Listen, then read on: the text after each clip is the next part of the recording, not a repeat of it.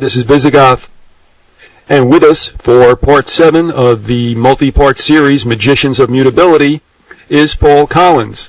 And as you've heard enough times in the series, but we'll do it one more time, Paul is the author of The Hidden Face of Terrorism, and he co-authored, along with his brother Philip, the book, The Ascendancy of the Scientific Dictatorship, an examination of epistemic autocracy from the 19th to the 21st century.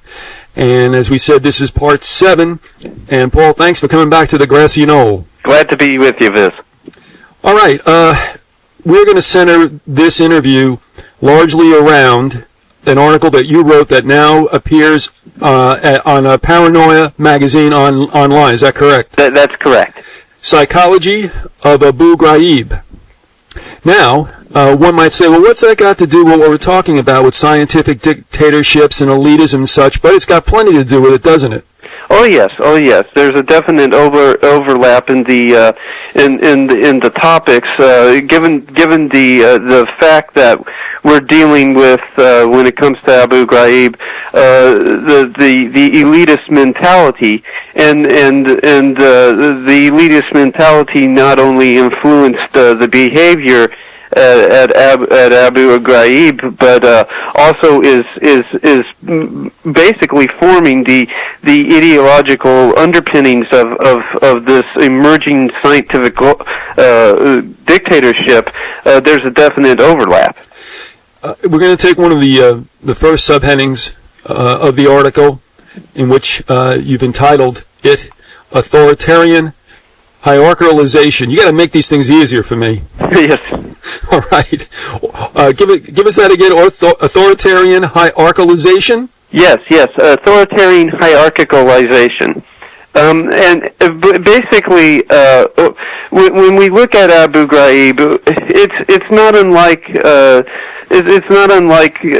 certain other atrocities that have been perpetrated in war throughout history. Every war has one of these atrocities, these unspeakable things that were committed by officialdom, by the authority figures that we in whom we repose our trust, and we ask how this could have ever happened. We had it with Lieutenant Calley in the My Lai massacre back during the Vietnam conflict. We had the Dresden firebombing during World War II. And these were atrocities that were perpetrated by the so-called good guys, and people always, come back to this topic of when the so-called heroes commit atrocities, and try to figure out what's the origin of all this. And what I suggest in the article is that it's a result of authoritarian hierarchicalization. You see, hierarchical organizations are ideal transmission belts for certain modes of thought and behavior. And within a hierarchical framework, those occupying higher layers of stratum can selectively promulgate or discourage certain paradigms. And the occupants of the lower levels recognize those modes of thoughts and behaviors that facilitate ascension within the hierarchy, and they want to climb up, and they want to make their way up the ladder, and they recognize that favored characteristics are adopted while traits deemed undesirable by the higher superiors are eschewed. And what arises from this Pavlovian system of reward and punishment is it's euphemistically dubbed the status quo.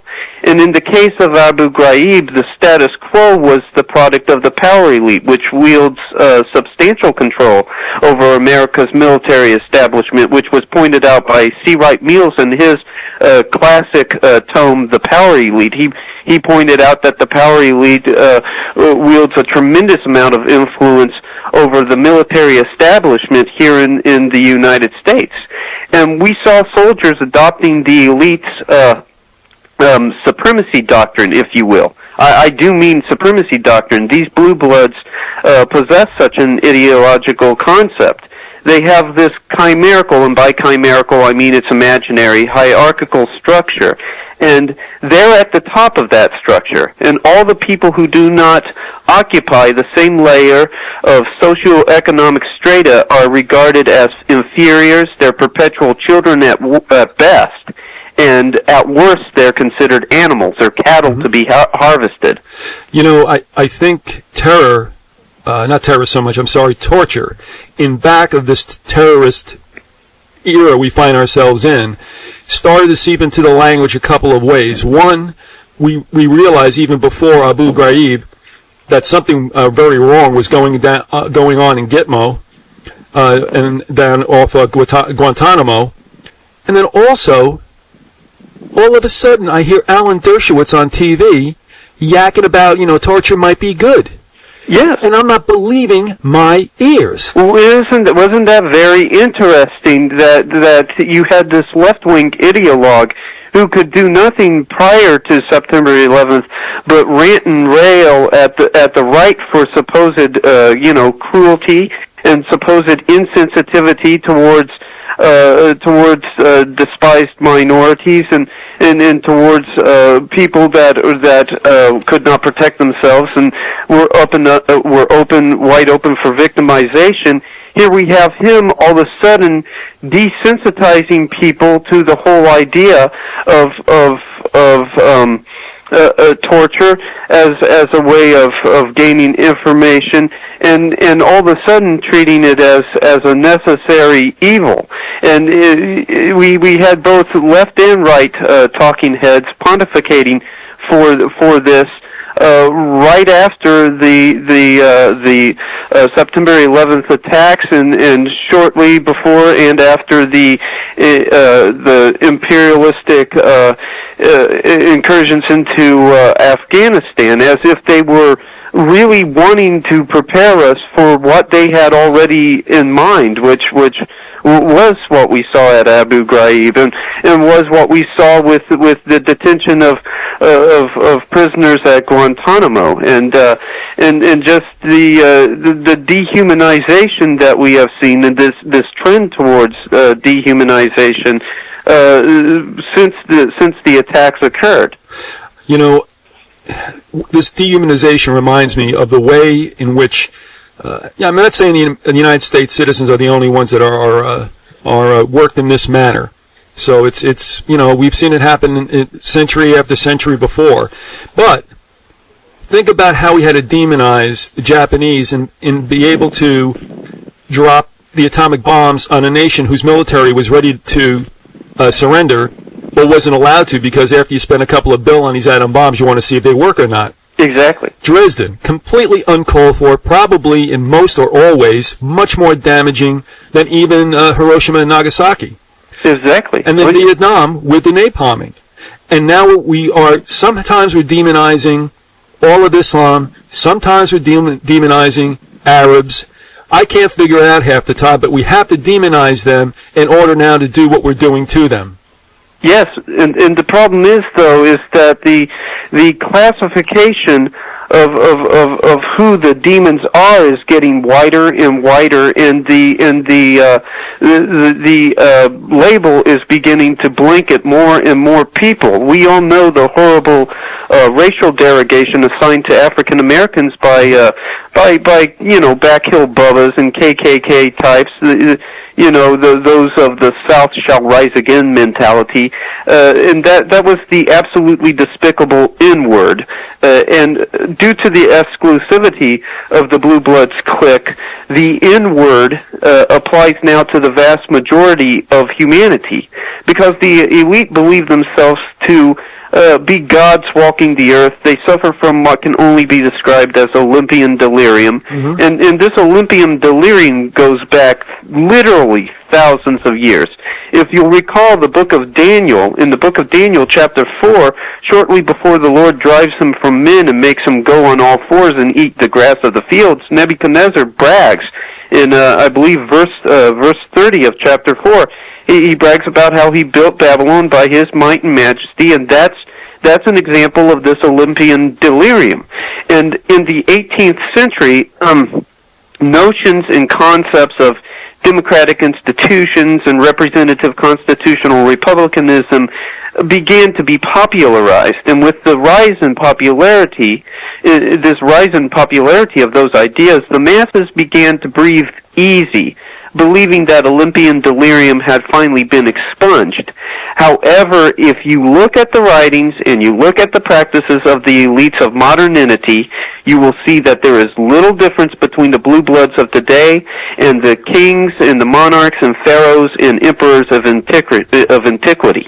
Well, that's a great point. I want to throw this in because I had mentioned to you off mic that there seems to be this bit of convergence going on, and I'll explain what I meant by that now. I get an email from a listener, someone who I respect, I mean, as far as having pretty good bones about what's going on.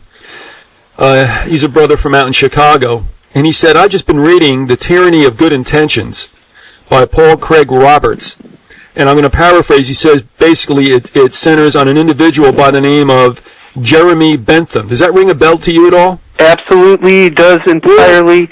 Jeremy Bentham came up with the idea of the panopticon. Right. And the panopticon was basically his attempt to, it was part, he was trying to come up with with revolutionary France's new prison system under the government shortly after the new revolutionary government after King Louis and his wife were deposed.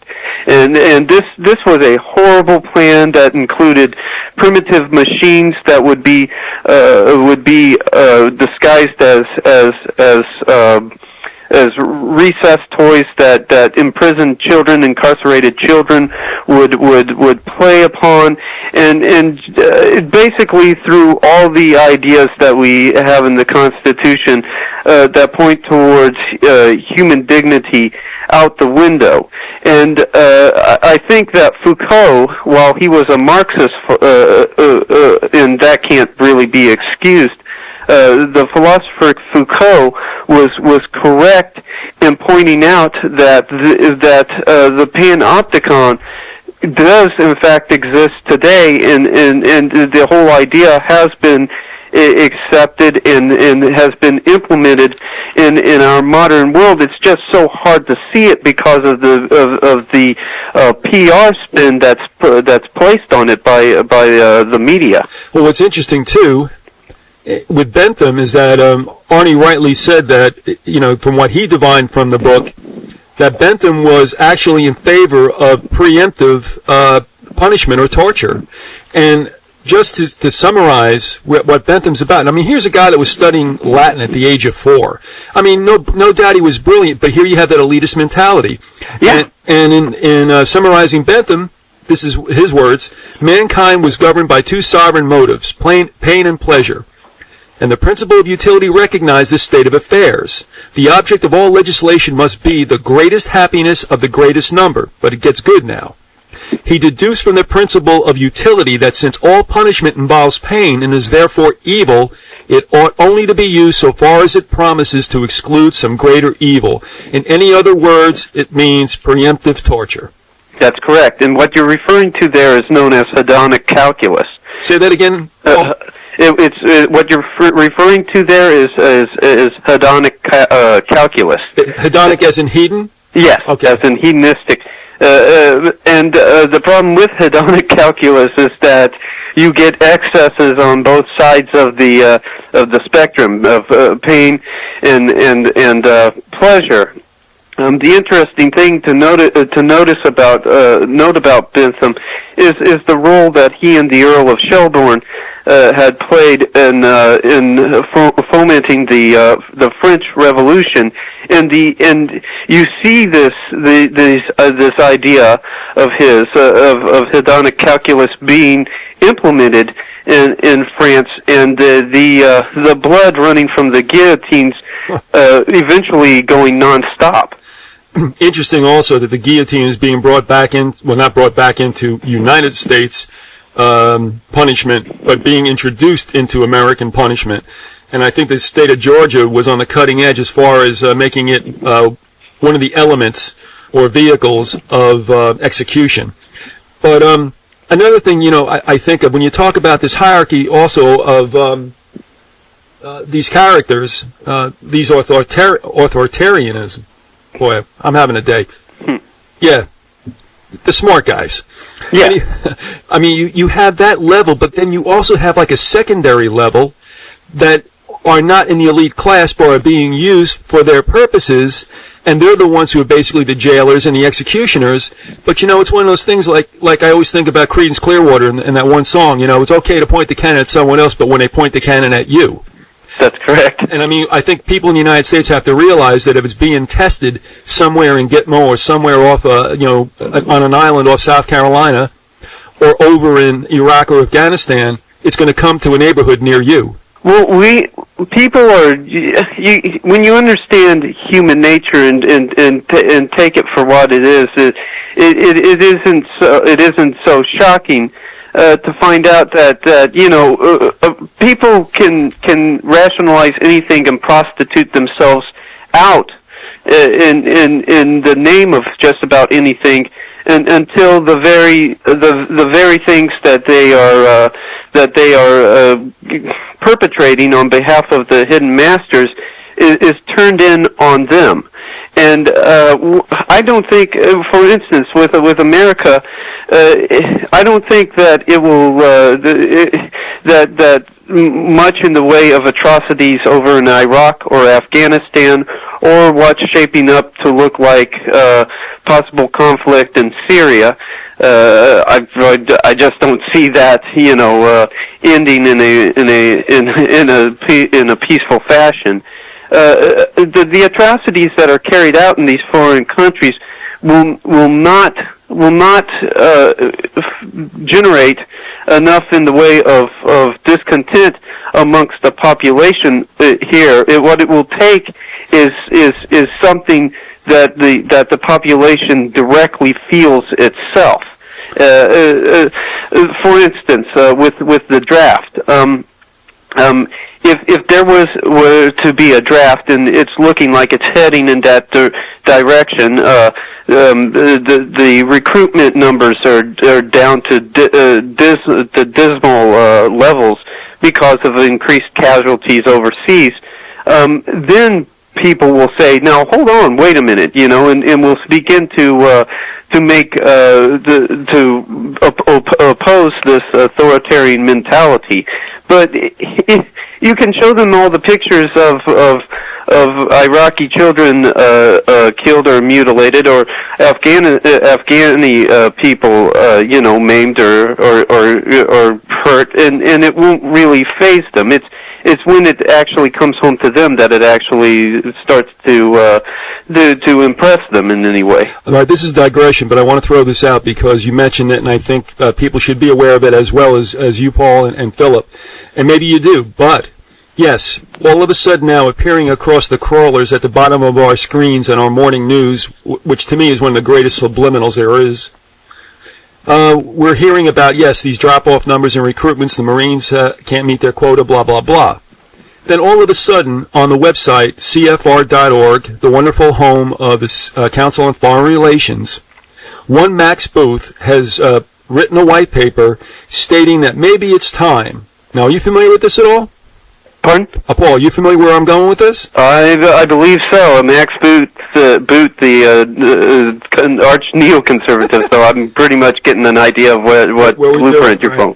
Now, on this March 10th, it's still on the homepage, but you can always archive this and you hear this later on. But Booth has written a paper saying maybe we should start to offer citizenship to illegal aliens, legal aliens, and basically anybody in the face of the earth that wants U.S. citizenship if they'll go into the military. And I'm saying to myself, so we're whoring out our U.S. citizenship for anybody that'll fight for the empire. Is that really what we want? So I'm wondering right now, Paul, if what we're seeing, again, is one of these psychological ops on people in the United States that, well, if you don't want to draft, this is what we might do. But you know what? When you go ahead and mongrelize your culture, with every culture, language, you cease to be what you are, and like every other empire that's been on the wheel, as Robinson Jefferson would say, is bound to fall. Well, the problem is that a lot of these immigrants come here because they have such a dismal political and social and economic infrastructure in their own countries, and I can feel for them. I honestly do. But when they come and they don't get assimilated, and by assimilation I don't mean anything sinister. I just mean learning the language, learning the culture, and and doing as the Romans do, so to speak.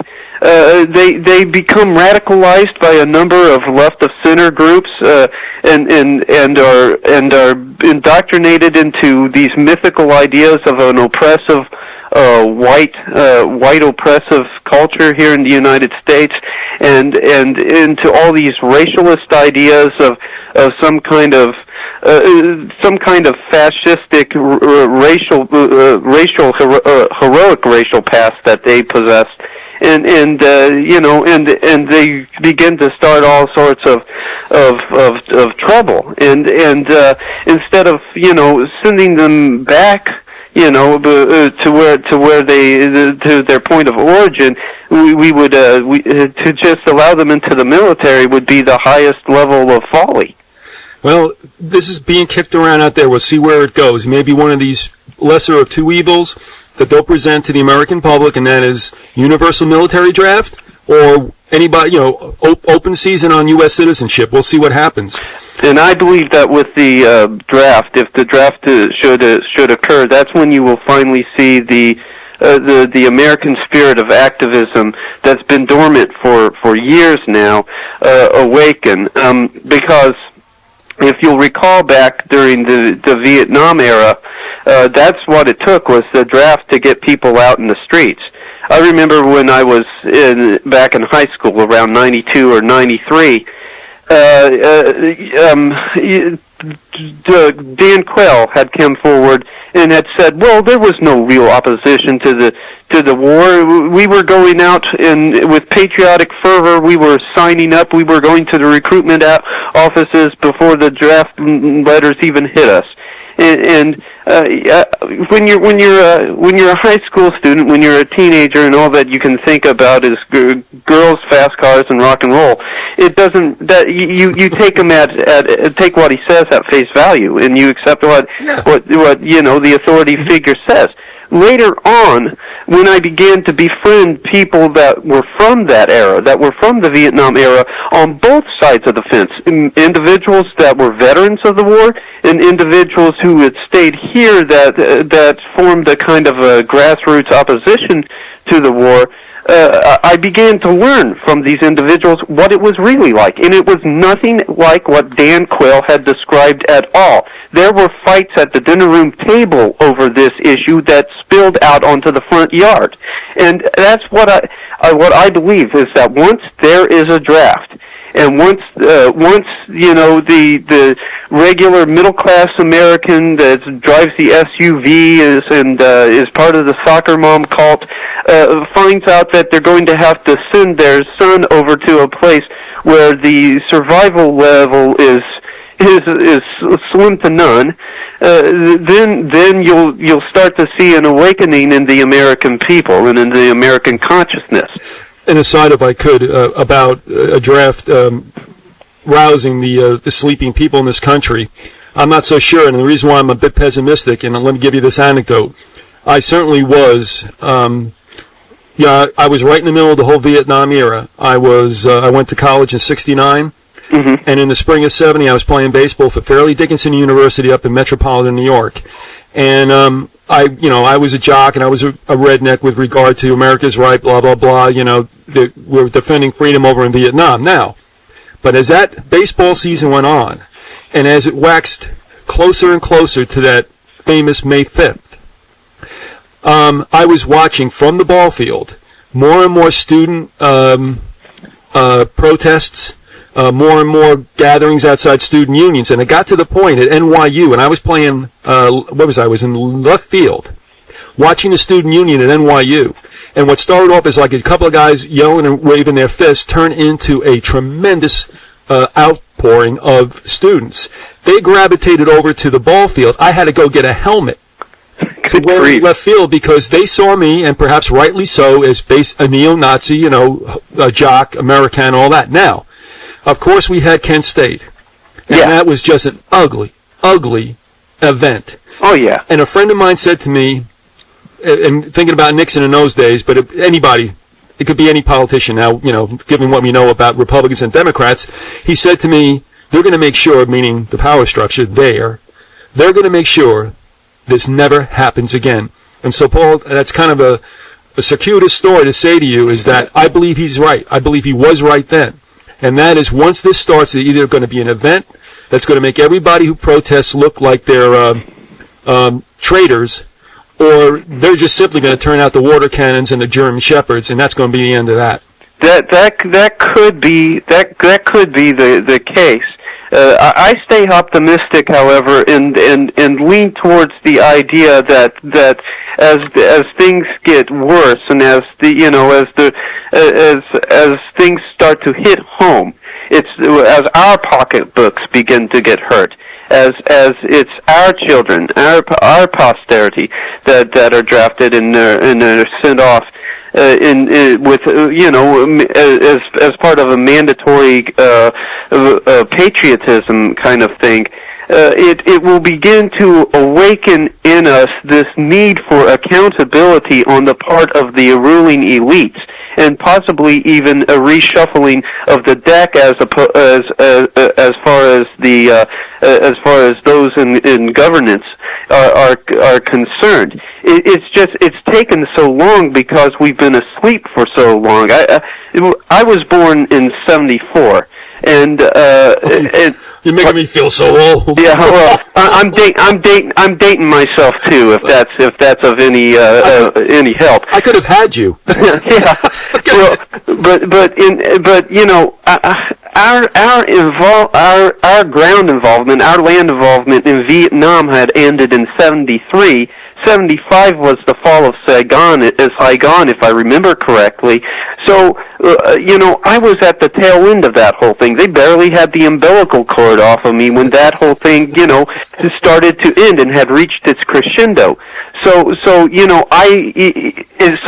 I didn't have the experience, nor did anybody of my generation, I guess you could call us Gen Xers, have anything as far as that experience that we could appreciate that would cause us to say, look, never again, and all. But now we're going to have our own kind of repeat of those kind of occurrences, and I believe that will start to awake people of my generation, people of the younger generations that are just now getting out of high school or are in high school right at this moment, and that grassroots activism that is inherent in Americans, that was basically awakened, as clear back as the Boston Tea Party.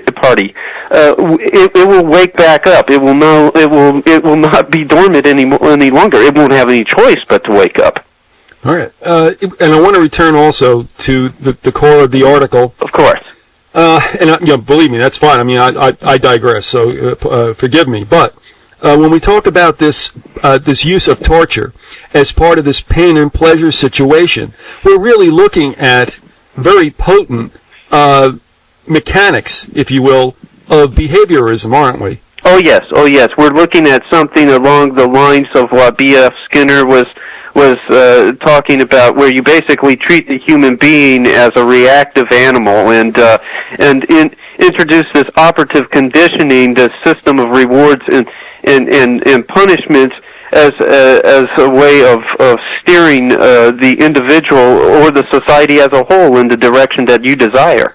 And also, when you take in consideration Huxley's vision of the future and the scientific dictatorship, and also like a caste system of alpha, betas, and such, you're looking also at someone like Dewey, right out of the same school as Skinner and Bloom also a major figure in education today, and has been for a while, actually looking at students not so much as human beings, but as like widgets or whatever, to be just trained.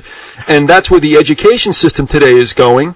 And so we have that whole movement, as you guys have hooked into, going on now with the conditioning of young people in the education system. Yeah, it's a complete joke. They do not take people and identify their individual talents and begin to hone and to work with those talents and give them something that can be applied to the outside world in any meaningful way. Instead, the classroom becomes sort of like a support group. We all sit with Socrates around the tree and talk about our feelings. And there's nothing, there's no real honing or improvement upon our own individual talents. Instead, there's kind of this subtle kind of process of making us comfortable with our roles as cogs in a machine. Let me ask you your opinion on this. I look at shows like 24 Hours and Cops and CSI and all these elimination shows that have popped up since 2000, and what I'm seeing is a desensitization of Americans to brutality by law enforcement or authority figures, and two, with these elimination shows, and as gross as they're getting, a degrading of the human being for whatever fruits, in this case money, will lead them to endure. Do you think that this is, I know, I believe it, but since 2000 I've seen this. Do you believe that this is a condition that's going on through mass media? Yes, I do. It's interesting you bring up the show 24. This very season, they're in their fourth season of it, they've had a jaw-dropping 3 tortures now that I could count. And if I recall correctly, they've had 3 tortures so far in this one season, and none of the tortures were done by the terrorist. All of the tortures were done by officialdom. Mm-hmm. Were done by the group that Kiefer Sutherland, rather, his character Jack Bauer is part of the counterterrorism unit. Every single torture that's been done has been carried out and perpetrated by them. So we're getting this idea of equating heroics with torture, and this idea of necessary evil propping back up. And it's important to remember what Jefferson said. He said that there are no such things as necessary evil in government, and that the evil, when it comes to government, can only be found in its excesses. Well, let me first say that we're up just a little bit past the halfway point in the program. This is the Grassy Knoll on Dade City Micro Radio. We have with us Paul Collins. This is part 7 of the series we've entitled Magicians of Mutability. And what I wanted to say was this whole idea of conditioning, of accepting torture, of degradation, what it also reminds me of to a certain extent, and I'm looking through it here, I'm trying to play for a little time, but I'm also thinking about what happens with human beings when they feel that they have nothing above them. And that is, I think back to Conrad's Heart of Darkness, that, if man has nothing to worry about, as these elites do, if they have no higher power, as they see it, then what could they possibly do except tend to be corrupt? That's correct. That's correct. Basically, with my standpoint with Christianity and with as far and being a Christian, I think that I can say this with no real protestation or something rising against me. Christianity is a pathway to empowerment. It's a pathway to becoming more, into achieving, into being successful. It should be noted that Jesus said that mustard-sized faith, would cause mountains to move and whatnot. So we know that it's a pathway to empowerment. The ruling class religion, it's a pathway to empowerment too, but it is a much more sinister pathway because the Christian path, the traditional paths altogether, I would say, Judaism, the moderate versions of Islam, even some of Buddhism before it went off in a crazy trajectory, holds that with power there comes accountability, there comes obedience to a higher authority. The ruling class religion, the elite's belief system, philosophy holds that there is only power and empowerment of the individual, and that with that empowerment there comes no accountability, and the only one you're accountable to is yourself. It goes back to Protagoras and his statement that man is the measure of all things. So when you have this drive for power with no consideration for any kind of set in stone objective moral laws, you're on the slippery slope to abuse. It's inevitable, and you might as well take it as a given that atrocities such as Abu Ghraib are an inevitability. You talk about Afghanistan as an example of the practice of the elite supremacy doctrine. Do you want to expand on that for us? Sure. In his book, The Grand Chessboard, Brzezinski lays out a strategy that will lead to the rise of an American empire, which is really just a stepping stone to world government. You discover that in Brzezinski's other works, Between Two Ages, that world government is the goal. He says that at the very tail end of that book. Mm-hmm. But in The Grand Chessboard, the methods he discusses using show a great deal of disgust for those the empire intends to domesticate and make subjects of. And he writes in that book, quote, "To put in terminology that harkens back to the more brutal age of ancient empires, the grand imperatives of imperial geostrategy are to prevent collusion and maintain security dependence among the vassals, to keep tributaries pliant and protected, and to keep the barbarians from coming together." So we saw this prescription being put into practice in Afghanistan, where 160,000 people were driven into refugee camps by bombings, and the shock and trauma that this induced resulted in a psychologically tractable and pliant, housebroken Afghan population. And Mullah Omar's plan to make opium production illegal was overturned by the American invasion so that the opium could be sold abroad to keep the vassals like you and I in countries outside of Afghanistan docile. Mm-hmm. And the Afghan vassals, meanwhile, were punished for a reduction of 91% in the opium production, and the Northern Alliance was installed to ensure that production was brought back up to the levels prior to Mullah Omar's ban.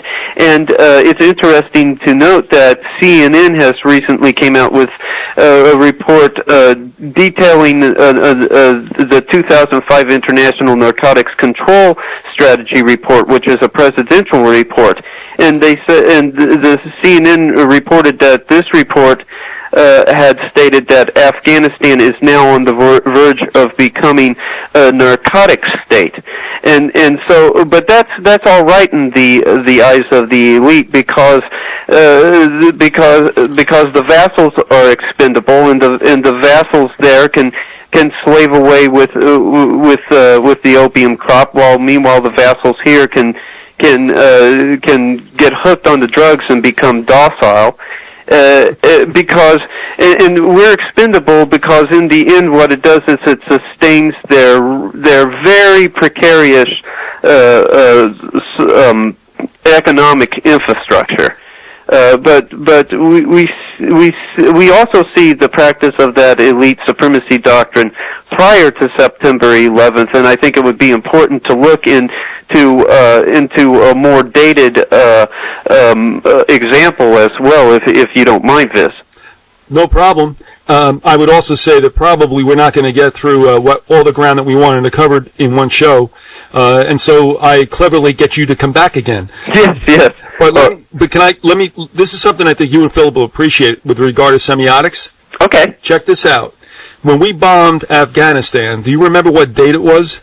Oh boy, I not offhand, no. All right, it was October 7th, 2001. And if you remember some of the terminology used by Shrub, was he called it a crusade, remember? Yes, exactly. Now, listeners to the show may have remembered a couple of years ago we did this, but I want to offer this to you, that when the Ottoman Navy was crushed by, interestingly, an amalgam of the navies of Spain, the Venetian state, and the Papal states, they went ahead and they accomplished that in the Battle of Lepanto on October 7th, 1571, 430 years later to the day. Now, maybe that's just a coincidence. It could be, but I mean, like,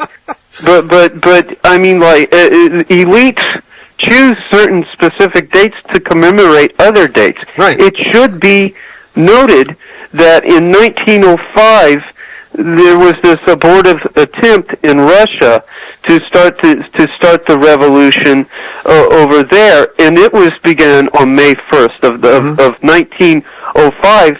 And May 1st is the establishing date of the Order of Illuminists in Bavaria, going back to 1776. Adam Weishaupt, yep. Exactly. So, and anybody that's read James H. Billington's excellent book, The Fire in the Minds of Men, realizes that basically that was the beginning of socialist thought, was with the Weishauptian conspiracy, and that there was a diaspora after the group was discovered and broken up by the Bavarian authorities, and that diaspora led to a network of secret societies across Europe, and those secret societies began to coalesce more or less in the socialist revolution.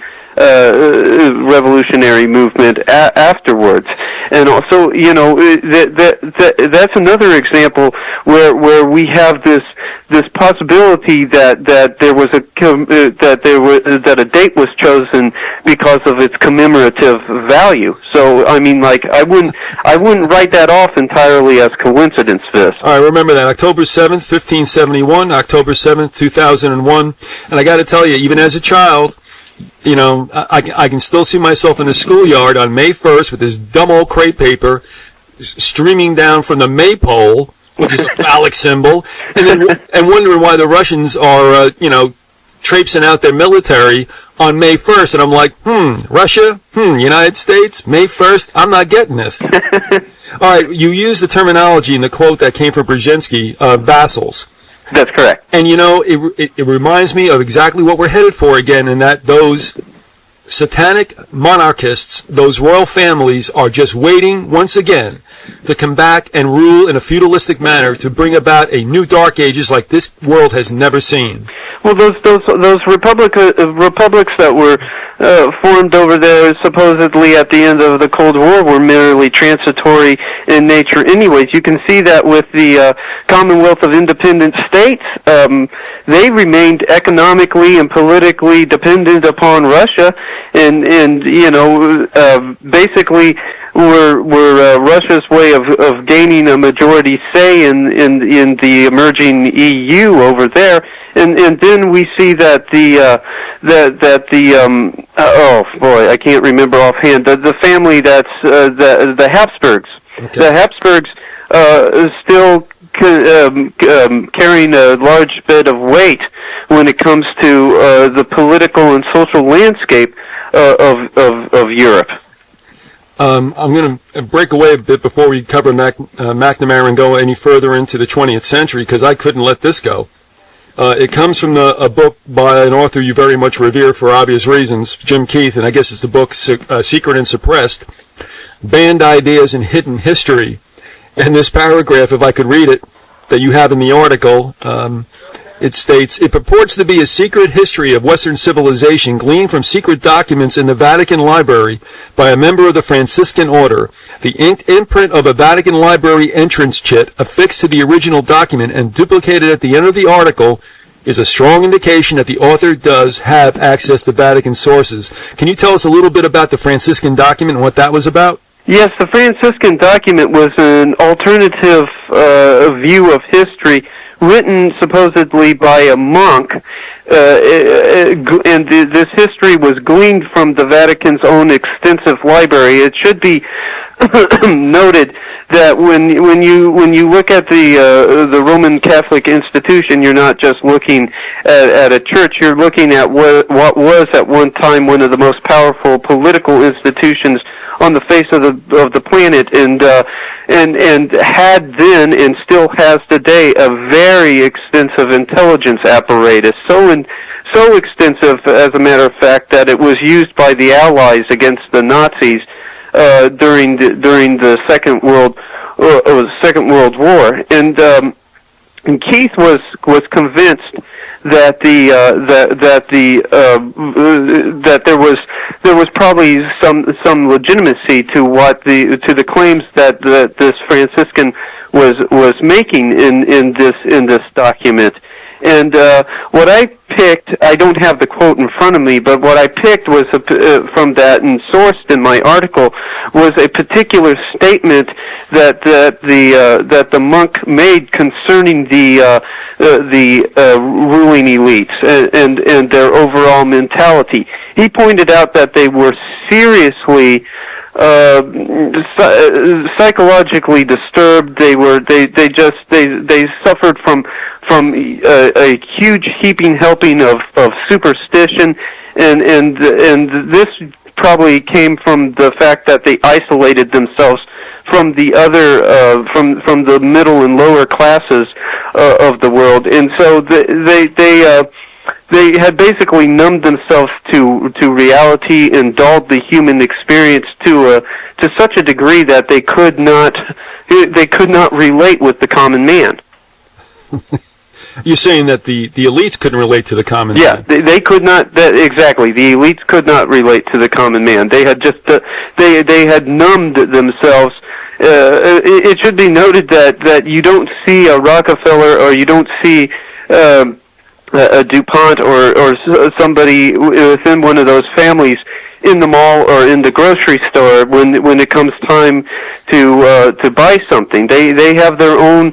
They have servants that go out and get the things that they need when they want a night out on the town, so to speak. They have country clubs and different social organizations where they hobnob with one another.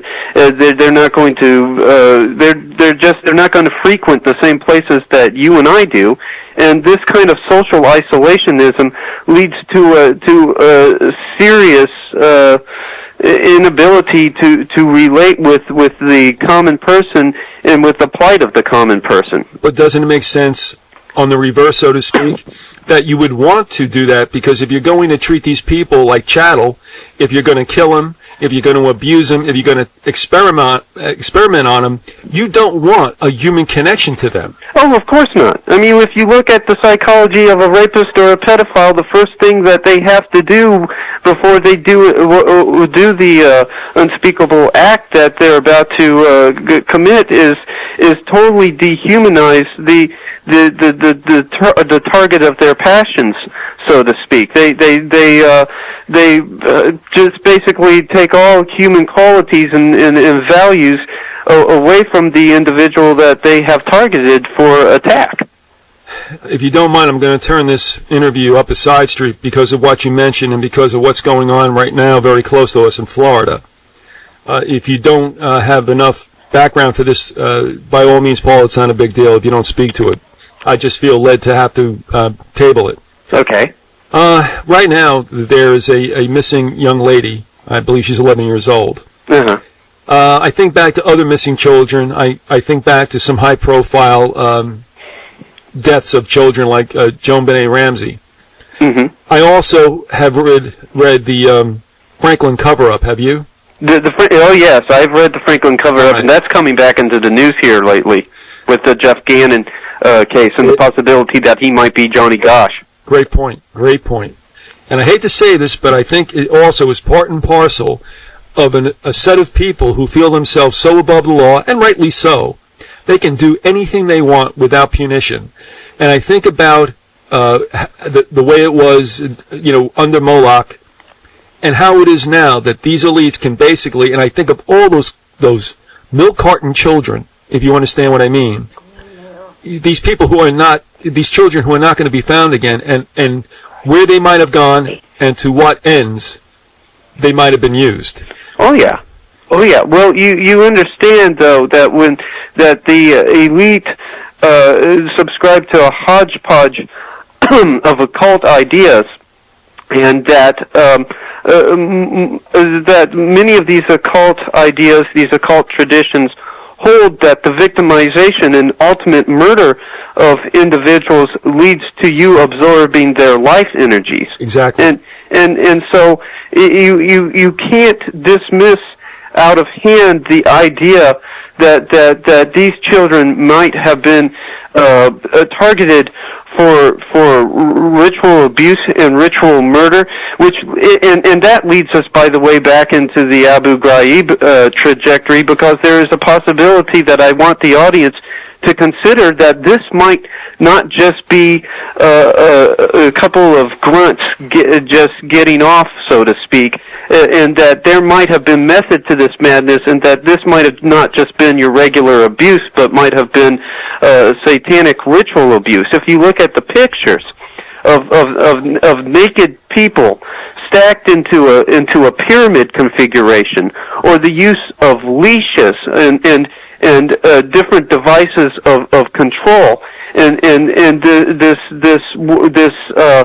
this process of dehumanization that was employed, it is very much possible that we were seeing ritual abuse at Abu Ghraib, and people would say, well, now why would there be ritual abuse when you know we have no proof of a satanic tradition or running throughout the military? Well, we do. We had Dr. Michael Aquino, who was a colonel in the U.S. Army Intelligence, and he was a leader of the Temple of Set, which was an offshoot of the Church of Satan.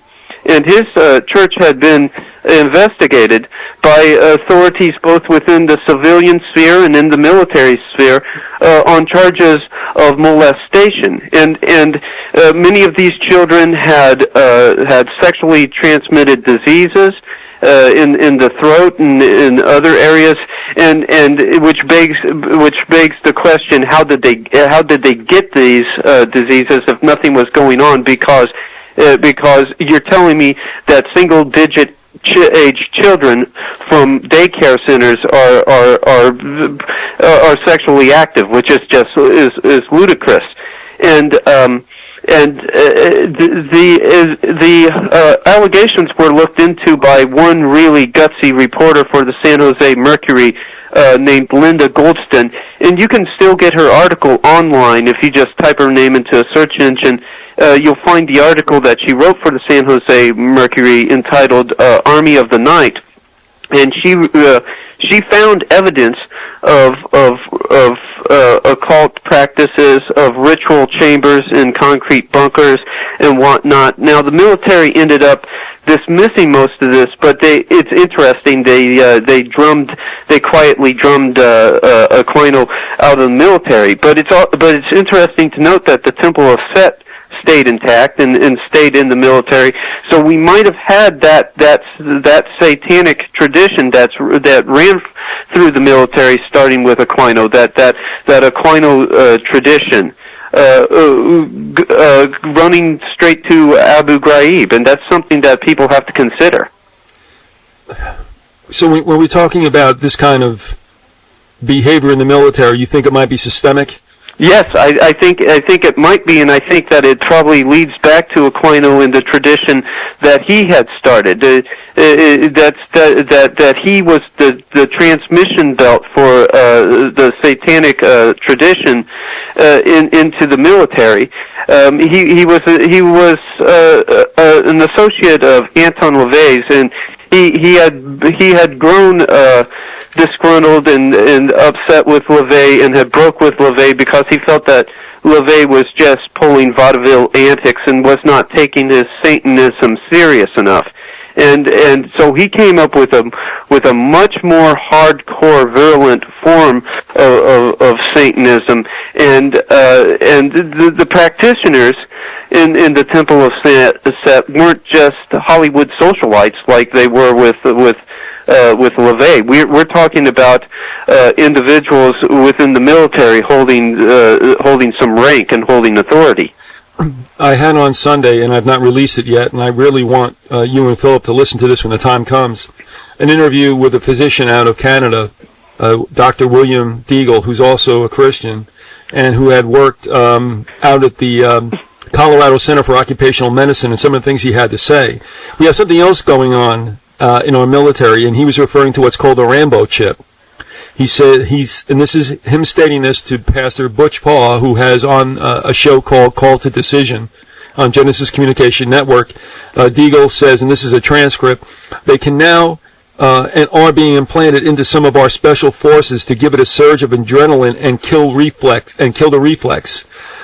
He said it's all mind control. They haven't deprogrammed them, and also they still have these chips in them because they're not chips for tracking just on the battlefield, because there are at least 3 tracking chips in the shoulder, abdomen, and pelvis. So they can tell if they're laying down or if they're where they are on the battlefield, but there are also chips that are being implanted in special groups to actually control their mind. Have you come across anything like this in your research? What I'll say to that, I haven't followed the chip angle that much. I know that there are implants, and I know that there's been work in that trajectory with nanotechnology and whatnot. What I will say through my research is that I found that the military has been concerned ever since the Civil War.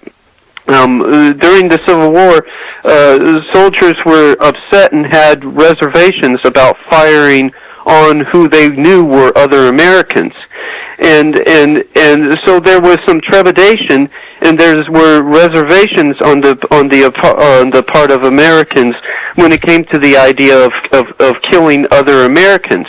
And the military has made it a point to look into breaking down that trepidation, to breaking down that obstacle, to getting people fighting one another without reservations standing in the way, and several different psychological tactics were experimented with to see if that couldn't be broken down, and they now have these different virtual reality training systems and whatnot within the military that basically get people to fire on with little regard for who it is that they're firing upon, without putting critical or analytical thought into it. The critical and analytical side of the brain basically goes out the door, and soldiers become by and large reactionary. What I can say is that a chip would be the final clincher. A chip would. Right. Yeah, I mean, like, you could just forego any sort of deconditioning process, put in the chip, and you're home free. All you have to do is switch it on, so to speak. Exactly, and one of the things that I think gives what Deagle said credence also was the outbreak of violence committed against wives of soldiers when they came back, especially in Fort Bragg, North Carolina. That might be one of the reasons for it. It could be very well be. The important thing to remember also is that this is a breaking down of, I guess, a 10-part series that we've entitled Magicians of Mutability. And with us for this hour is Paul Collins, his books, The Hidden Face of Terrorism, and the one he co-authored with his brother Philip, The Ascendancy of the Scientific Dictatorship. If you've been to the series, you know the full title, and you probably don't want me to say it anymore, but at any rate. Paul, we thank you for being with us for this part 8. Glad to be here, Viz. All right, now, where we left off, and we were talking, central to this whole interview, as it was part 7, was the Abu Ghraib piece that you wrote about this kind of torture taking place and its role, perhaps, in our sociology. But something that's part and parcel of an elite supremacy doctrine. Was it in place prior to 9/11? And if so, who might be, say, the chief advocate of such? Yes, we do see the practice of this elite supremacy doctrine prior to September 11th, Viz. And we see it, the key practitioner, as far as, we see it going back literally thousands of years into antiquity, but that was so voluminous I could, of course, not in the length of an article and all. But the key practitioner that I looked at when it came to this supremacy doctrine was the individual known as Robert McNamara. He was the Secretary of Defense at one time, and he was a key practitioner of this elite tradition. And McNamara devised what was known as Project 100,000. And most Americans have no idea what this project was. They're completely ignorant to the fact that it even went on in this country. Once again, we have this problem where there's a veil over the common American's eyes, this veil that says, well, you know, the hollowed halls of officialdom, my government, Uncle Sam, would never do anything harmful towards me, and would never act in a harmful way. And this naive, childish want to and desire to believe the best in the established authority and whatnot, which I can see to a point. You know, everybody needs some security, but in this case, it's kept people from seeing certain facts concerning certain players within our government, and it's kept people from seeing certain case studies. And one of those case studies, as I mentioned, is the Project 100,000, looking to protect some of his rich friends from the draft. And he arranged for the recruitment of people who had failed the armed services test to actually go into the military. Originally, these people, because they had failed the armed services test, were considered ineligible. But through his arrangements through this Project 100,000, these men were actually let in. Men who had failed their IQ test, people from the underclass, from the urban ghettos, the poor rural South. These people were the people who were brought in to the military through Project 100,000. 41% of Project 100,000 were African American, and 40% of Project 100,000 were trained for combat. Now, what people have to keep in mind, Viz, when we're looking at this, is that these guys ended up in Vietnam during a time when McNamara, if you look at his public statements, well, actually not his public statements, but look at the different biographies out there over the man, and what we now know, what has been disclosed. McNamara was at this time privately confessing his sentiment that the war could not be won. So these poor individuals were essentially being sent on what McNamara knew to be a suicide mission. And another thing that people have to consider was that this was 1966, the time that the civil rights movement was gaining ground. And so equality may have been in vogue, but the elite tradition had McNamara going in the opposite direction, and he was waging what I would call essentially class warfare against the people. Even though there was supposed to be this paradigm shift going on, where dignity and mutual respect between the different so-called races of humanity was gaining ground. Thinking about this eliteness and what's going on right now,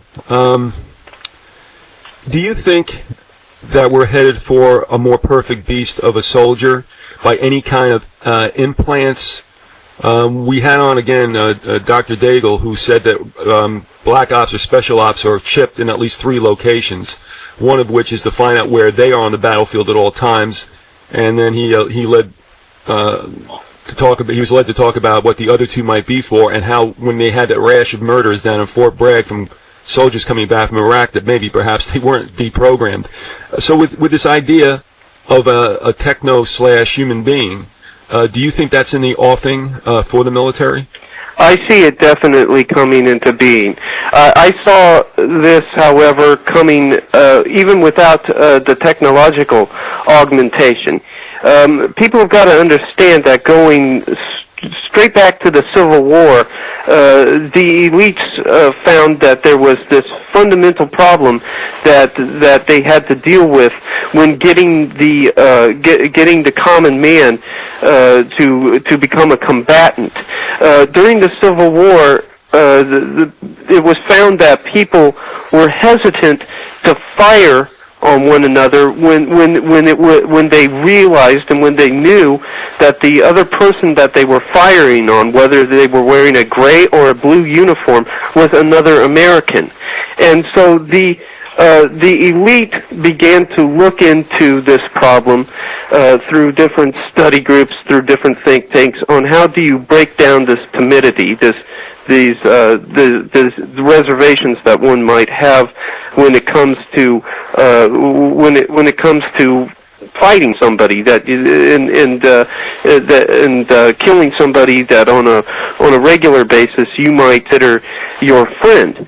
And we've seen the breaking down of this timidity, so to speak, these reservations through training with virtual reality, with training with computer programs where it becomes almost instinctual. It becomes simply reactive, and the part of the mind that looks into serious moral questions actually switches off, and the person is simply reactive.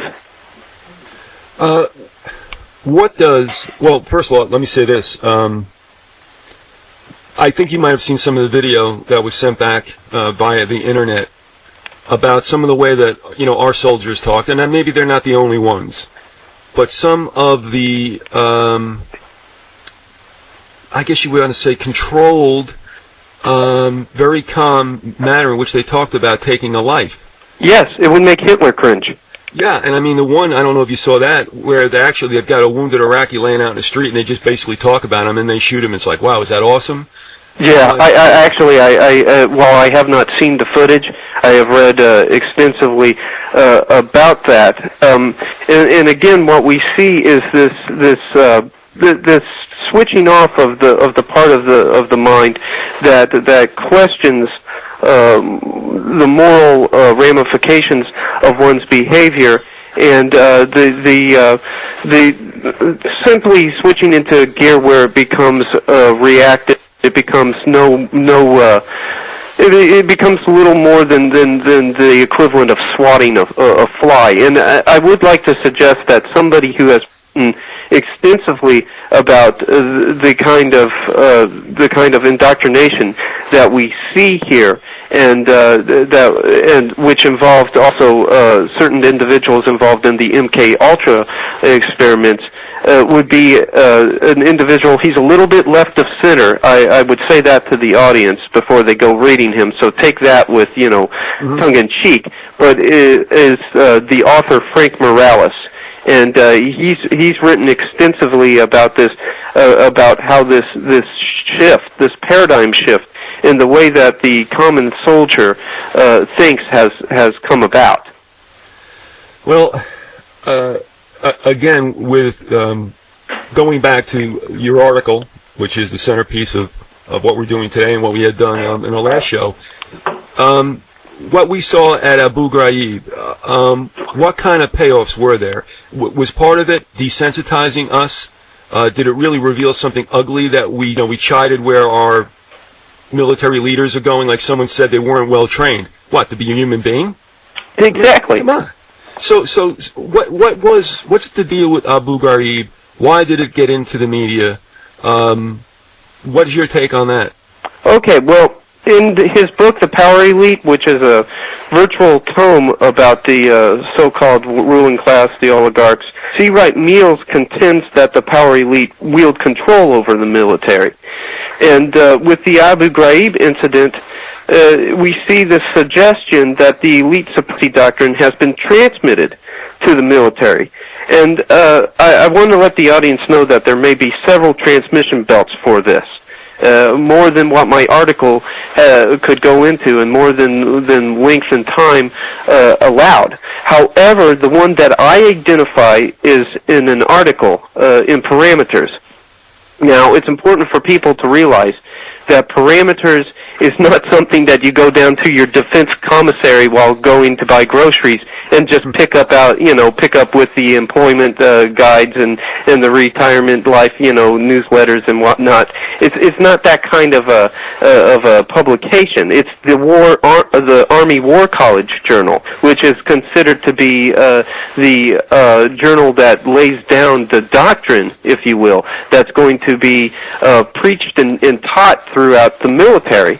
And this article that he wrote for that was written for Parameters, was entitled "The New Warrior Class," and it was written by Ralph Peters, who was at that time a major.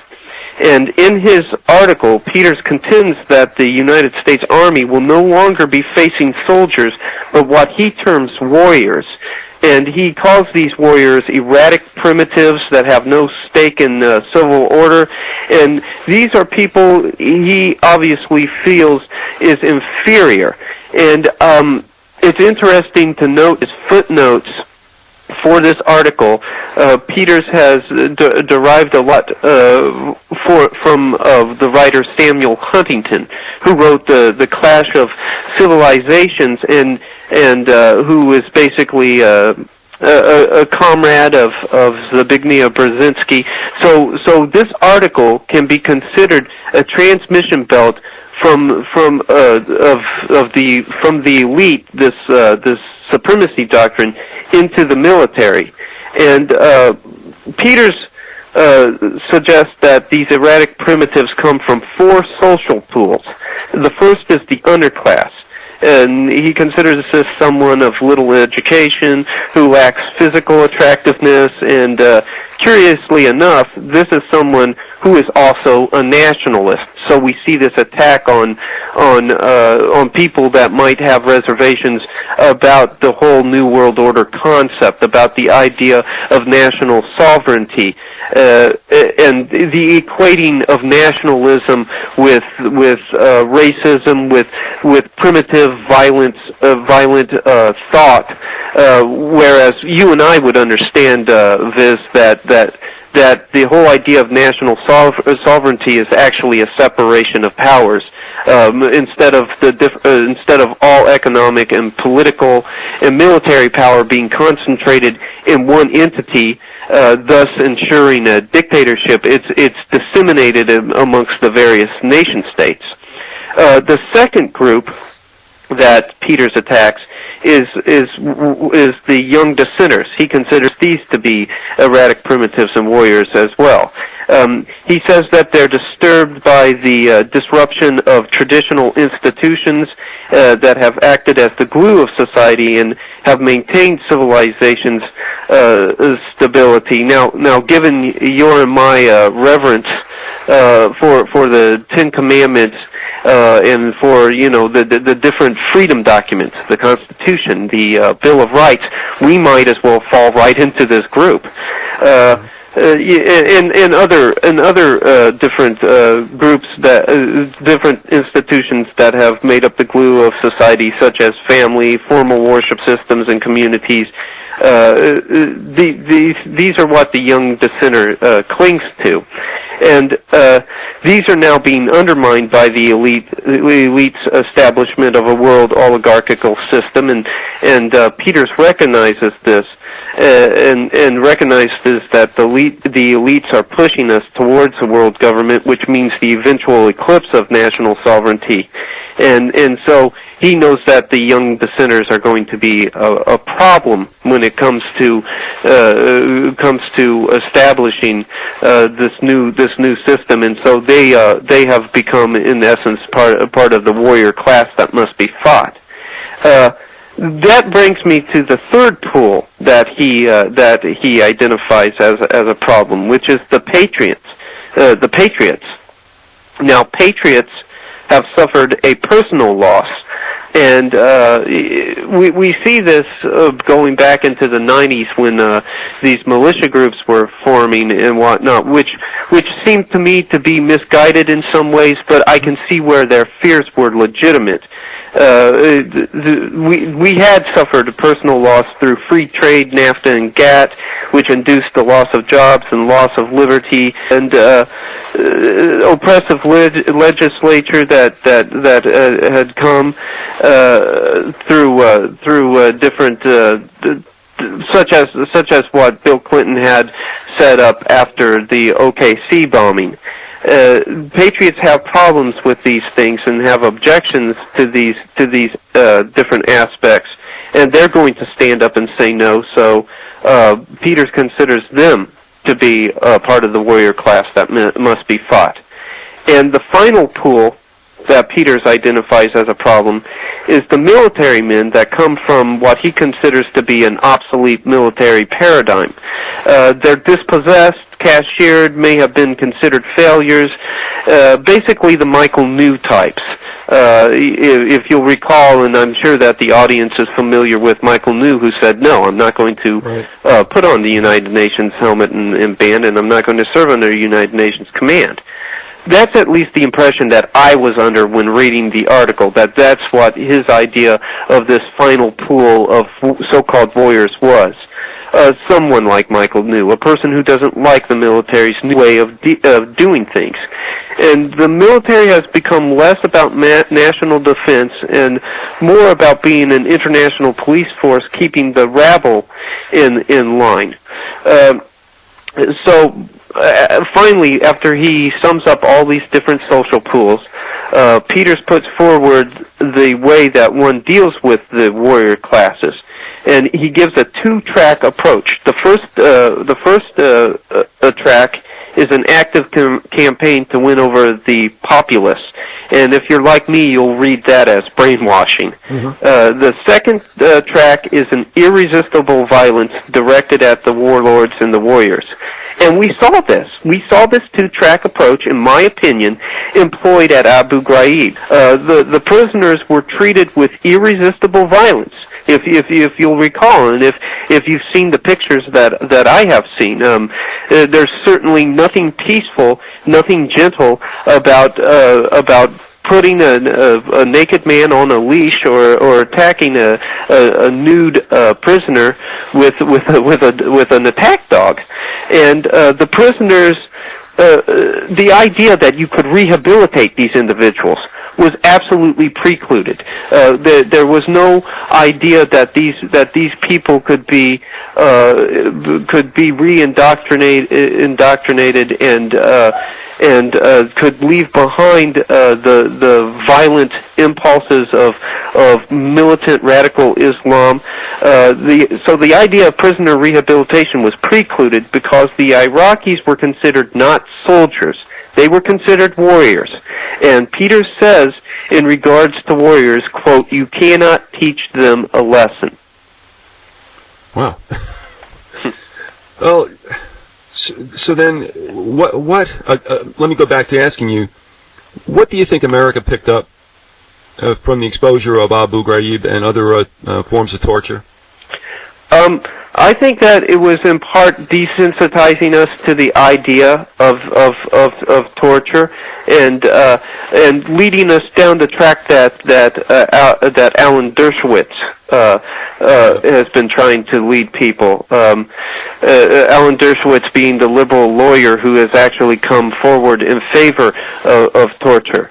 This idea that yeah, it might be rough, yes, it might look harsh and all, but it's a necessary evil. That's at least the sense that I have gotten from the media exposure when it comes to the channels that I watch, in particular Fox News, which seems to be this haven of neoconservative ideas, and not just the news and media outlets, but also the entertainment outlets. A show that I've watched with some regularity on the regular Fox channel is the television show 24, and they've had no less than 3 mind-boggling torture sequences on that show, all of which were committed, I might add, by the individuals that we are supposed to view, according to the individuals who write the scripts for this show, as the heroes. I think it's supposed to give that the Abu Ghraib media exposure is supposed to desensitize us to the idea of torture, and to give us the idea that while it might be rough, while it might seem harsh, that it is a necessary evil. And again, I believe I said this before in the last show over Abu Ghraib, but it bears repeating.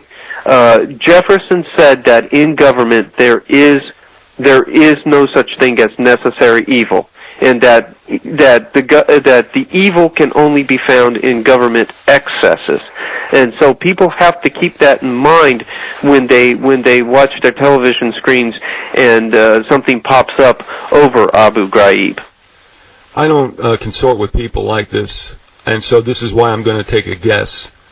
But I wonder how many out there say it's okay because it's them and not us, as if the ones who are recipients of torture right now, obviously people in other lands, whether it's like, well, too bad, better us, better them than us.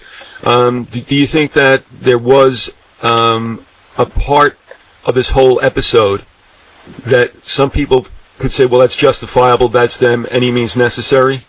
I believe so. I believe that in recent years that the Arab people have been played up as being individuals who resemble what Peters was speaking about in his article for parameters. Even long before that article was written, I believe they were played up in this manner in the media, and more importantly in entertainment. A person that doesn't watch the news most definitely watches some television show or some movie, and the picture that is portrayed of them is just of this savage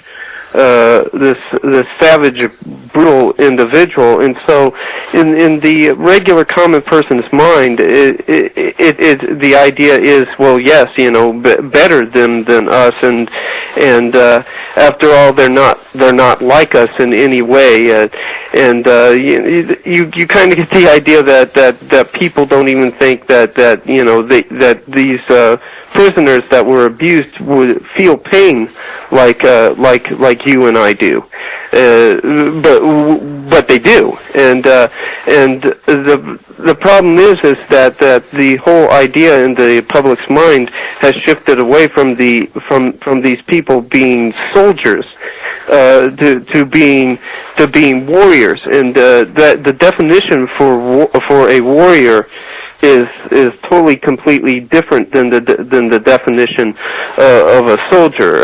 A warrior is considered somebody who loves war, who loves combat, who loves killing, and just thrives on violence. And when you see an individual in that light, you do have a better them than me mentality, and you do have a mentality that says, well, look, I see the pictures.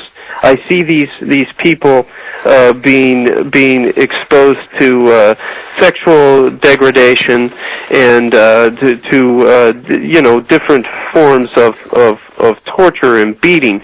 But I have to keep in mind they're not like me, and and therefore there's nothing objectionable about that kind of tactic being employed when dealing with this sort. We're going to talk about that Michael Aquino situation in the second half hour. I've not forgotten that. and I want to let you know that we'll be heading down that road. I was left an article in my mailbox at work from a coworker I seldom see, different shift, and person was very, very upset by this story, which ran under the headline, and this was CBS News: CIA flying suspects to torture, ? And when I did get a chance to see the individual, I said, and I'm going to ask you how you feel about this, Paul. I'm saying, that's kind of probably a little misdirection. They want you to follow that down a rabbit hole because they don't have to fly anybody out of the United States to do that. I think that somehow this was made to sanitize so the CIA wouldn't do it here on our own home soil or down in Gitmo or wherever Padilla is, and so how do you feel about that? Do you feel that this was not necessarily a red herring, but somehow this removed us from the fact that we do this, at home? It makes us look at, it makes us shift our eyes away from things going on here in our own country, and makes us begin to look in other regions of the world when real, honest-to-God, legitimate atrocities could be perpetrated right under our noses here at home. While you're looking at planes taking off for other countries, where the laws against torture might not exist, so that these prisoners could in fact be tortured. Here at home, we have protests going on against different things that the public finds objectionable, and in response to these protests, the police will come out, and the police have become increasingly more militarized, and will use all these different devices on the crowds, that some cause nausea, some induce different sorts of pain, and I would suggest that these are just as much legitimate examples of torture as somebody sitting over in a cell in Peru being shocked or being drowned is a legitimate example. I believe you're right on with that, Viz. I think that it is meant to distract. That's not to say that this hasn't gone on. That the Central Intelligence Agency doesn't bring these individuals over to other countries where the human rights are more laxed and whatnot. But we have to always be looking at what's going on in our own backyards when the media wants us to shift our attention away from home. Well, look what's happened in the last number of years with the way protesters are treated. And here, once again, we have the yin and the yang. They have a peaceful protest, mostly directed toward, the G7 or G8. And all of a sudden, these, strange anarchists pop up with ski masks on, dressed in black, throwing garbage cans through windows, acting like idiots. Then they withdraw from the scene, and coincidentally, guess who shows up but the police? And they let loose on the peaceful protesters while this strange anarchist group just sort of disappears. And they follow that scenario, not only in the United States, of course. They had a nasty situation out in Italy. But are we realizing what's happening? I mean, with that Republican national in New York, Alex Jones did a pretty nice piece on that. Took his film, took his camera with him, and got a lot of this that people don't see on the news. And I'm saying, look how we are being treated. Now protesters have to go off to some pen and exercise their free speech, from behind chain link fences. I mean, have you watched how this has also happened in our own country with this feeling of, go ahead, let the dogs loose on them?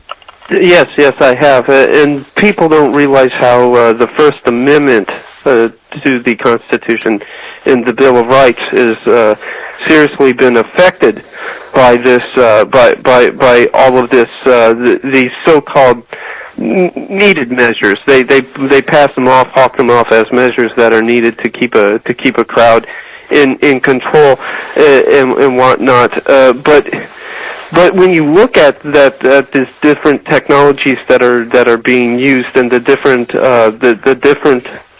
strategies that are used against the protesters, many of which, like you said, are not the violent factions of the protest and all.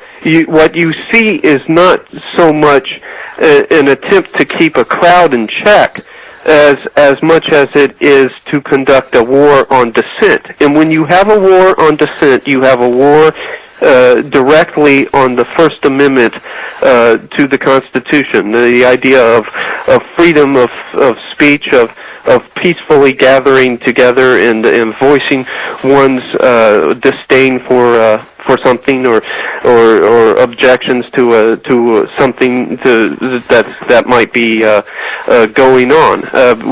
That's what we're seeing with this. Is we're seeing a war on dissent and thus a war on the First Amendment to the Constitution.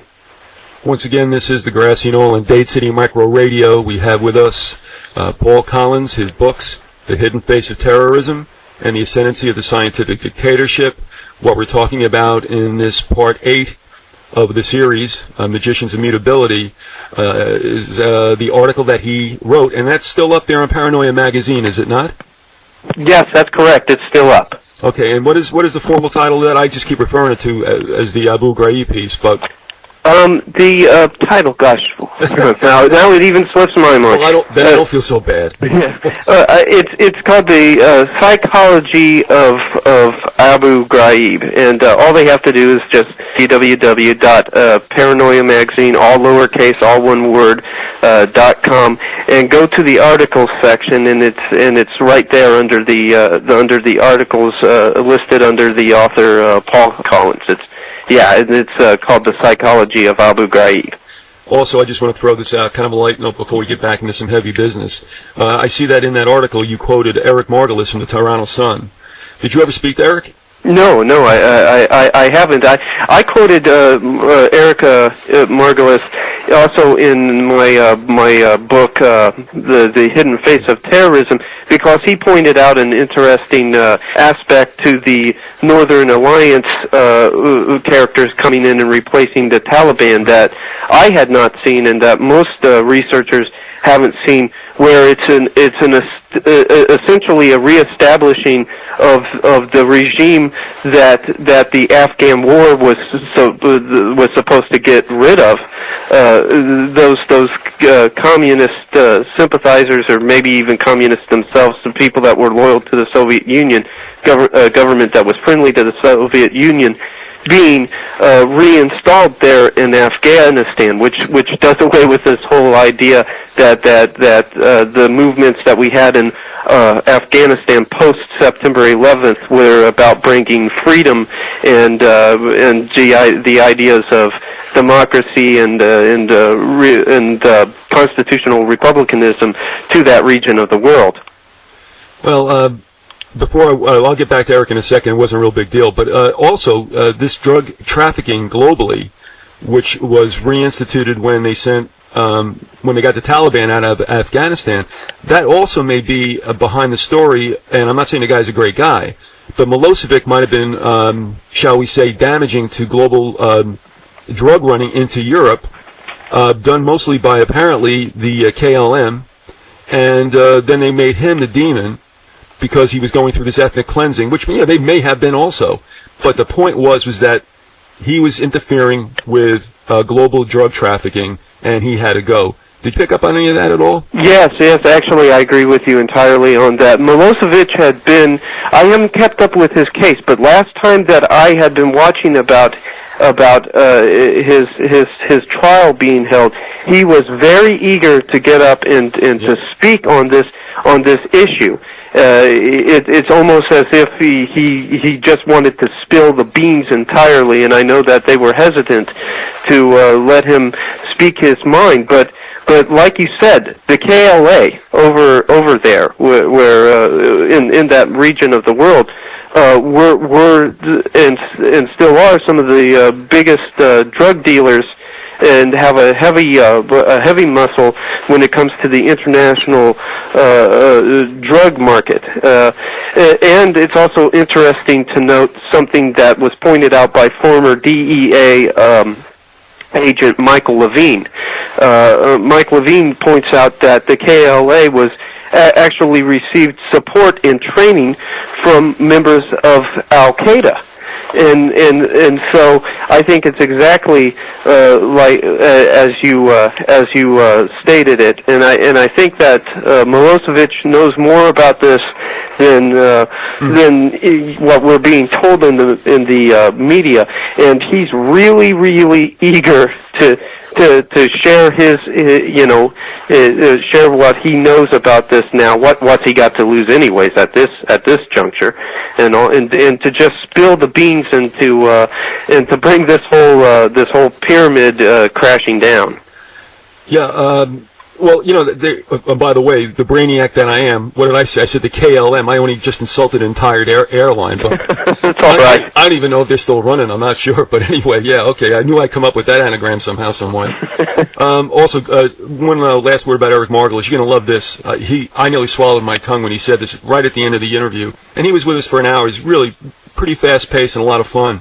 Didn't agree with a lot of stuff he had to say, but that doesn't matter. Yeah. But at the very end, here's a guy who considers himself, a Republican for the most part, a conservative, and one of the last comments he made. Oh, by the way, also he thinks the Vatican is great. Yeah. Well, he went to, where did he go to school? Yeah, he went to Georgetown, I think. I don't so you understand where that's coming from. Mm-hmm. But the Vatican's great. Schwarzenegger's great. And the thing that blew me away is he goes, and you know what? We've got to get rid of these national sovereignties and borders. And I'm saying to myself, I have never, ever heard a Republican conservative ever get involved with that. So I was like, gulp, anyway. It was a good interview. If anybody gets a chance, check that out to see his take on things. He's spending a lot of time in Afghanistan and India also. Now, back to this thing about tribunals, which is what Milosevic is undergoing. This is the new international law without a jury. And this is one of the things, and we'll talk about this in part 10, I think. I like to keep most of it for that. Paul, it's like slowly we're getting involved in this internationalism, which is undercutting the Constitution, because they talk about these tribunals.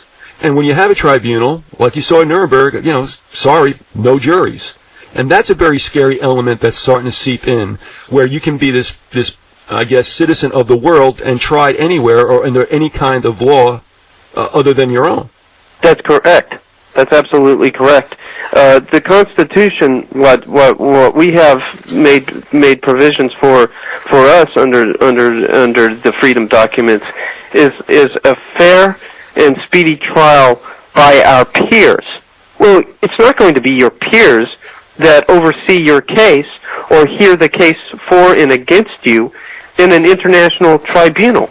It's going to be made up of individuals that may be unfriendly and hostile towards your country and towards your values and thus towards you. I personally would not want to be right now currently in a courtroom where the jurors were made up of French and certain Middle Eastern countries, because right now, whether good or bad, right or wrong, they hate us. And so, what we have is this danger of the individual's right to a fair and speedy trial by one's own peers being thrown out the window. And the Milosevic case is supposed to set a precedent for this, a precedent for the idea of having a court that supersedes any national court and is basically made up of judges from other countries and is essentially a court of the world. Whether it ends up being the ICC or something else, I don't know, but I do know that the blueprint is there, and it's been spoken about in several different elites tracks and different elites predictions for the future. So we know that that's desirable, and we know that's what they want, and that's what they're working for with cases like Norlos's case, providing precedents for the idea of this kind of a court. Well, every so often, I look at Harry, and one of us invariably will ask the other, like, where's Noriega? Where's Milosevic? where do these people go? I mean, so anyway, you know where I'm going with that, and enough said. But I mean, they're sitting on a lot of people, not in the spirit of the United States Constitution or its legislation. I want to go back to the Peters. By the way, did you cite a particular issue or date that article was in, and what is the title again? The title of the article is "The New Warrior Class," and it's in Parameters magazine. And once again, I want the audience to know that that's not something you're going to pick up at the defense commissary or at the mess hall. That's an article in the Army War College Journal. So this carries clout. It carries weight. It was.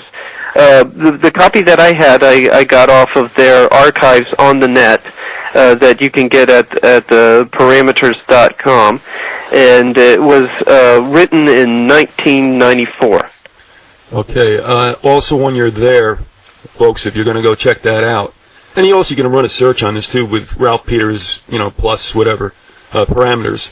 He also had an article which knocked my eyeballs out, and that was from summer's 1997, entitled "Constant Conflict." And I'm thinking to myself, well, Trotsky couldn't have said it any better. Before we go into the Aquino situation that we're going to finish up with, is that okay with you? Yeah, that's fine. I mean, I'm looking at this guy going, what are you thinking about? I mean, just 3 real quick clips. And this is, again, from Constant Conflict by Ralph Peters, on the same website from which Paul was reading from the other article. He says, we're entering a new American century in which we will become still wealthier, culturally more lethal, and increasingly powerful. We will excite hatreds without precedent. Beautiful. Later on, he says, we will outcreate, outproduce, and when need be, outfight the rest of the world. We can outthink them, too. And then lastly, I mean, this is some kind of rhetoric. The advent of this new information age has opened a fresh chapter in the human struggle for and with freedom. It will be a bloody chapter with plenty of computer smashing and head bashing. Holy man, I won't even go on. I mean, it gets, I mean, you can see the guy salivating. It's enough to put a smile on Irving Kristol's face. Yeah, and I mean, I'm sitting with this, and I'm not going to deal with it right now. We can maybe visit this in 10. But I wanted to sneak it in also, and that is the connection between Kristol and all these other Straussians that are hanging around who are so right, they're left. I mean, like we said, the Democrats go from one end with the social welfare state. The Republicans go from, crypto-fascists, endless conflict, so it's, both of them get you to the same place, and that's fascism. That's correct. Now, one of the things that bothered me early on in the war, and I didn't see too much about it later on, and again, I don't know, this goes back to World War II, and other places, I don't know.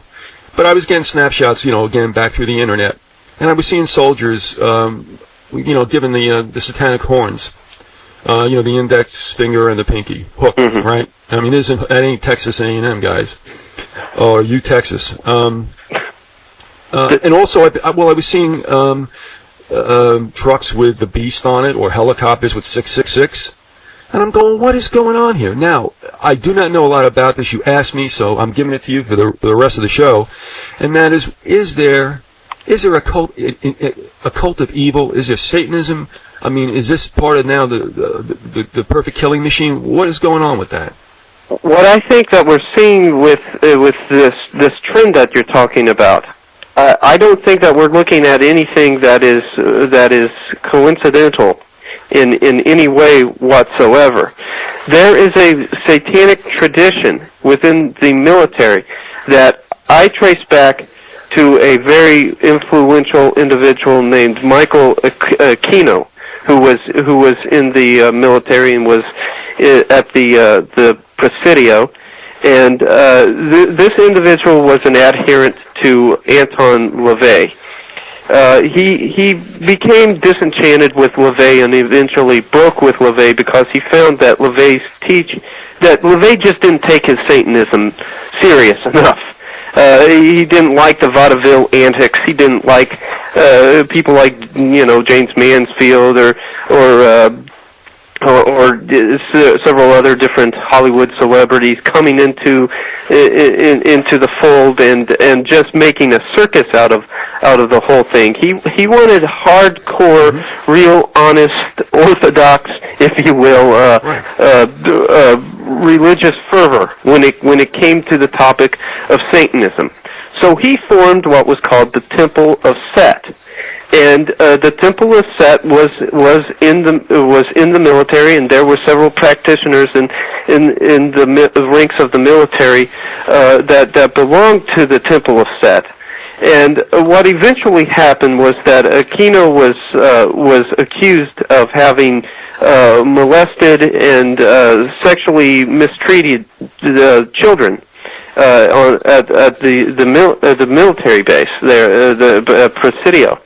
And there's an excellent article from the San Jose Mercury going back several years, written by a very gutsy lady named Linda Goldston. And I believe that anybody can drop her name into the search engine on the World Wide Web and find this article archived by somebody. I forget where I received my copy, but Linda Goldston wrote an article called "Army of the Night" that documented this whole affair. These children were coming home with sexually transmitted diseases, and what I'd ask the audience is how are you going to tell me that these single-digit aged children are sexually active and sexually promiscuous? You know, something was obviously going on here, and they were identifying Michael Aquino and associates of Aquino as being involved in this whole thing, and as having been involved in molesting them.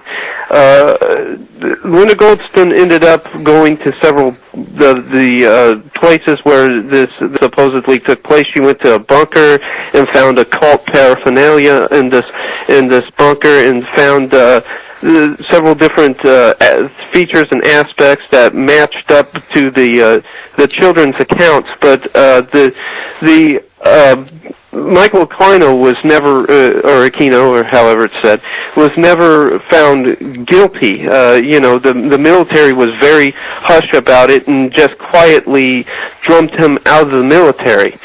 But what we see with Abu Ghraib, and what we see with the different things that you spoke about, the flashing of the goat of Mendes symbol with the fingers, and once again, not everybody is a Texas Longhorn fan. Right. This is obviously has meaning and significance far beyond athleticism or organized sports. What I believe we see is a continuation in the military of this Aquino satanic tradition. And if you look at the pictures of Abu Ghraib and the different things that went on there, you can see a kind of method to the madness. For instance, and I won't get too graphic because we don't need to go there too much, but one of the more milder things that we can talk about is these soldiers' nude bodies being piled up into the form of a pyramid, and what that semiotically suggests, is several different occult ideas. We also have, basically the reduction of human beings from the level of human to the level of beast by putting leashes on them, by making them do different things that only animals would do, and that's the core precept. That's putting into practice the core precept of Satanism, which is that man is a beast. And so, while I want people to consider, and of course that's why I wrote the whole article, the idea that with Abu Ghraib we were seeing this elite supremacy doctrine transmitted into the military and being put into practice by the military. I want the audience to also understand and consider that this could very well be a manifestation of that Aquino satanic tradition once more in the military, and a continuation of that. And if that's the case, then we have several different questions to ask. Why didn't the military establishment clean out their house in the name of religious tolerance, did they keep did they allow this tradition to go on, even though it's obvious that such a tradition is not protected by the First Amendment to the Constitution. We do have freedom of religion, but it also should be noted that your freedom's where my nose begins, and we just don't see these practices being covered by that First Amendment protection. All right. Well, again, I referred before to the situation of Fort Bragg, where soldiers kind of flipped out in a percentage that you don't usually see.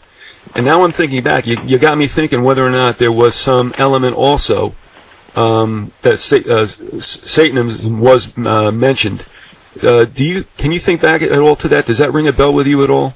Well, I know that Fort Bragg has also been mentioned as far as CIA mind control experiments and possible continuation of MK Ultra, and we know that MK Ultra had an occult aspect to it, and so occultism might have played in that respect. And then, but then also, once again, it could have been this Aquino or Aquino tradition being carried on there as well.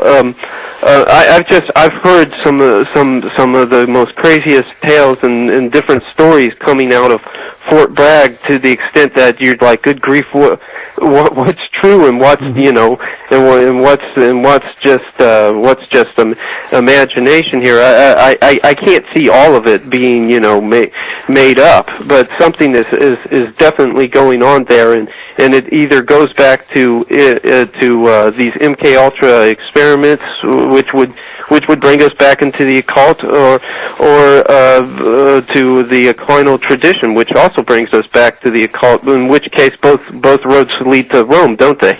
Yeah, and we haven't talked about yet about MK Ultra, and a lot of people think that that's crazy. And what I do is I keep around a printout of the Senate subcommittee hearings that Frank Church led. I think that was back in around, I think that was 76, wasn't it? 77, yeah, 76, 77. Yeah, the infamous year of intelligence, because this was this outpouring of all these different revelations and whatnot. Well, I heard on Black Op Radio a couple of years ago, I believe the gentleman's name was John McCarthy, who was in the service and was up for supposedly killing, I guess, a Viet Cong.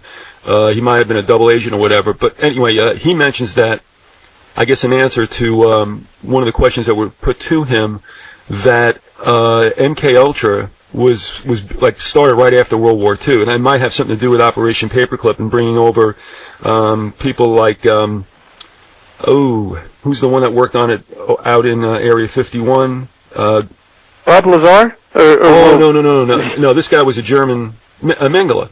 Okay. Mengele was intrigued by this, and reportedly he went out through the rat line to Area 51 and worked on this. So MK Ultra has a pretty long past, but nobody really hears about it.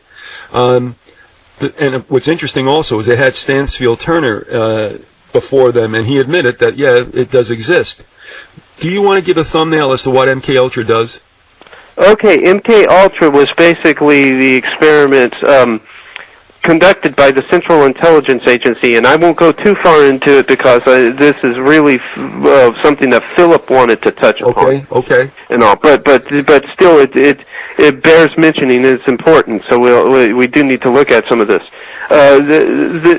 Using the pretext once again of communist encroachment, which was one of the favorites of the establishment. The Central Intelligence Agency said that they had to begin doing experiments into mind control and into creating a Manchurian candidate. And once again, this this went back to a fear of communism. Cardinal Manzetti, who his so-called confession was considered to be under some kind of duress from, was brought about through some kind of mind control practices on the part of the Soviet Union. So the idea was, well, if they have it, we're going to have to enter into a race with them for perfecting it, to kind of just like the arms race that we had at the time with the Soviet Union. So the through the Central Intelligence Agency, and through these different conduits that the Central Intelligence Agency had, these different doctors were brought in, and different ways of different methods of mind control were considered and were put forward, mainly dealing with drugs, LSD. There was one very famous case where an individual who was given LSD without his knowledge, and ended up either jumping out a window or being flung out a window, depending on what you believe concerning that. I believe the man's name was Olson. Yeah, it was Frank Olson, and he had been at a party and he had been dosed without his knowing it. Exactly. But that supposed suicide was a result of him being enough destabilized that he was going to go up and seek psychiatric help. And it's widely suspected that probably 2 or 3 people grabbed him and threw him through the window out onto the street. That's correct. I have a tendency to believe that he did not commit suicide. That it was a James Forrestal-like situation, if you will. Mm-hmm. And but that's what MK Ultra was all about. And MK Ultra does not exist in as far as that name goes anymore, but the whole project and the whole race did not cease to exist. It went private, and it went into several different private sectors, and it did involve some occult practices in the hope of creating a Manchurian candidate. And I'll let Phil basically dig into that next time you speak with us. It involves the Human Ecology Fund. It involves B.F. Skinner's writings and whatnot. But it's such a voluminous topic. People really need to look into it. And there's even questions right now if this whole thing that's going on with Jeff Gannon, who many people believe is Johnny Gosh. Mm-hmm. If that isn't in some way a continuation of MK Ultra through another project which people believe to be called Monarch. Right. We're coming up on the end of the show, and also for that Frank Olson story, you can just put that in a search engine, and you will find the son who is continuing as much of an investigation as he can do into the death of his dad. I see one other thing, and you just jogged my memory. And we can go out on this. Harry and I were talking about this. We couldn't scratch our memories for what the deal was. Forrestal was off, was he not?